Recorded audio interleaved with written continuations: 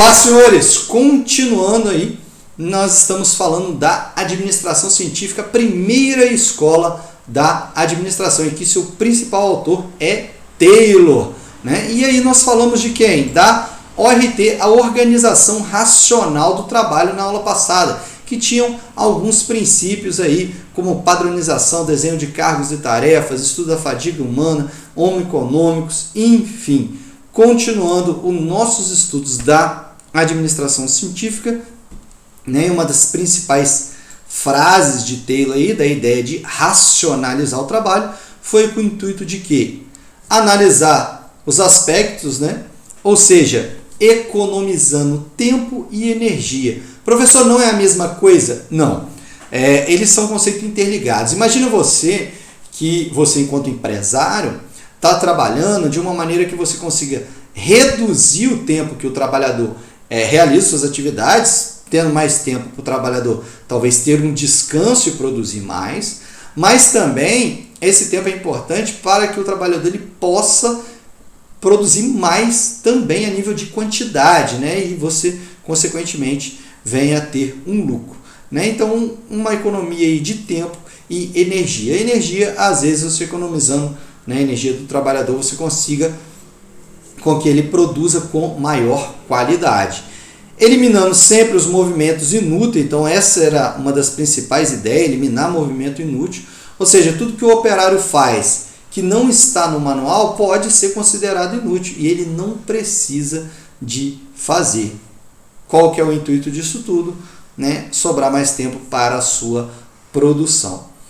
Estabelecer uma uniformidade, normatização, ou seja, tudo por meio de normas, tudo uniforme, ou seja, igual. Não tem como um funcionário gastar, entre aspas, né, teoricamente, muito mais tempo do que o outro funcionário para desempenhar a mesma tarefa. Por quê? Na mesma tarefa você tem a descrição dessa tarefa já pré-estabelecida.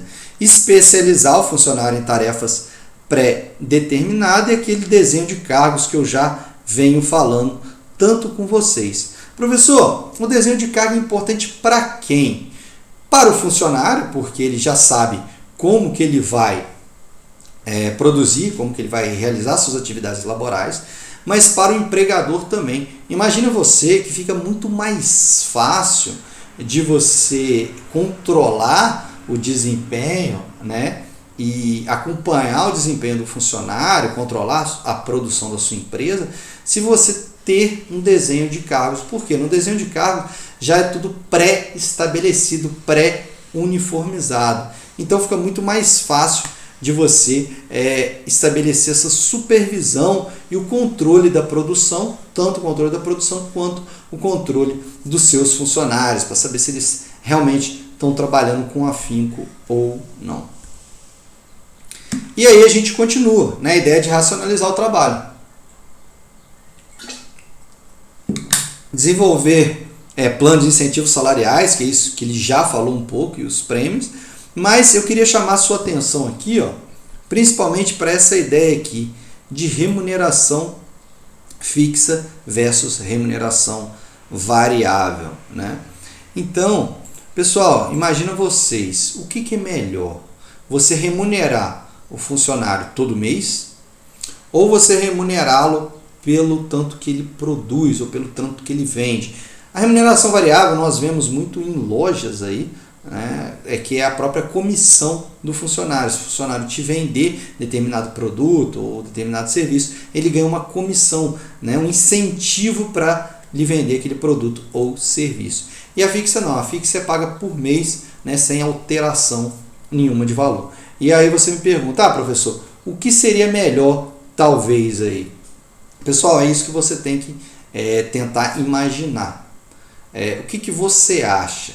Será que se pagar todo mês o funcionário, ele já sabe o seu salário fixo, será que ele vai produzir mais por isso? Não, salário fixo não, só se ele vender. E se ele não vender quase nada, será que ele vai ser incentivado? Vai ficar sem salário praticamente no final do mês? O que seria melhor? Pessoal, o ideal, a gente sabe aqui, é uma combinação dos dois, né? Uma combinação de cada um. Tanto a remuneração fixa quanto da remuneração variável. Por quê, professor? Porque fica muito mais simples para você lidar, né? Você atribui um valor fixo àquele funcionário, porém, né, que ele já vai ter certo. Se ele não produzir, se ele não vender em período de crise, ele vai ter o salário dele certo, mas se ele vender a mais, ele vai ter uma bonificação por isso. Então, Taylor já pensou nesse tipo de bonificação lá atrás. Aqui é a ideia da fadiga humana, que eu coloquei para vocês. Ó. Será que se ele produzir 100%, né? Será que ele vai produzir mesmo fatigado? E outra, será que a produção dele vai ter a mesma qualidade? Né? Será que ele vai ser incentivado, às vezes, se eu não pagar ele por produção a mais? É isso que tem que se pensar. No IF Centro Serrano, pessoal, no IF Centro Serrano é uma questão, às vezes, até mais complicada, né? Que eu já falei para vocês. O que acontece aqui?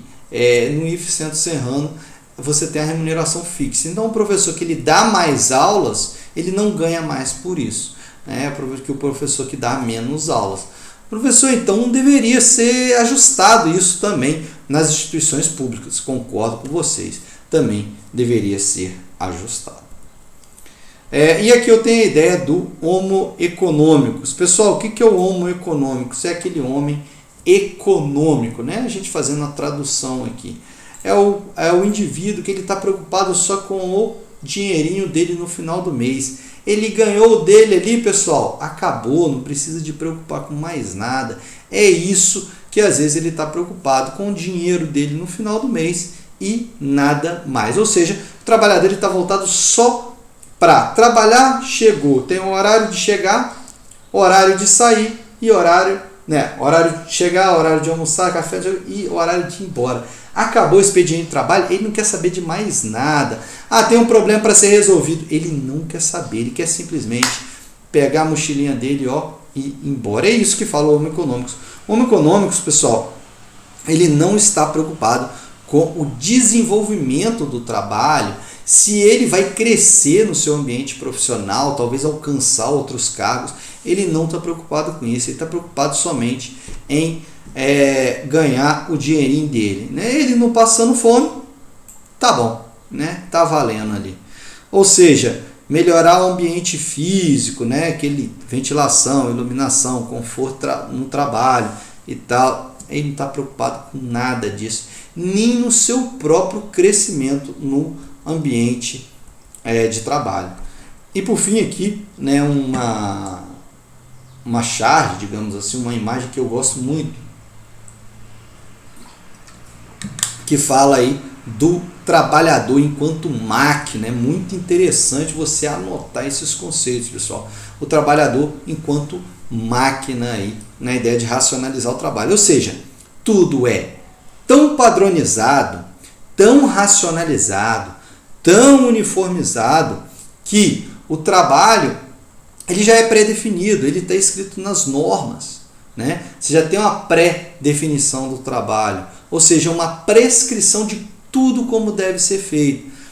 Parafuso em determinado local, você deve apertar o parafuso desse jeito. Lógico, estou dando um exemplo simples, né? Um pouco simplório aí. Como você vai executar aquela tarefa, o seu cargo está todo desenhado. Quanto tempo você vai levar para realizar aquele tipo de trabalho? Quanto tempo você vai levar para realizar aquele trabalho naquele determinado setor? Ou seja, como se os funcionários, né, igual nessa figura aí, tivessem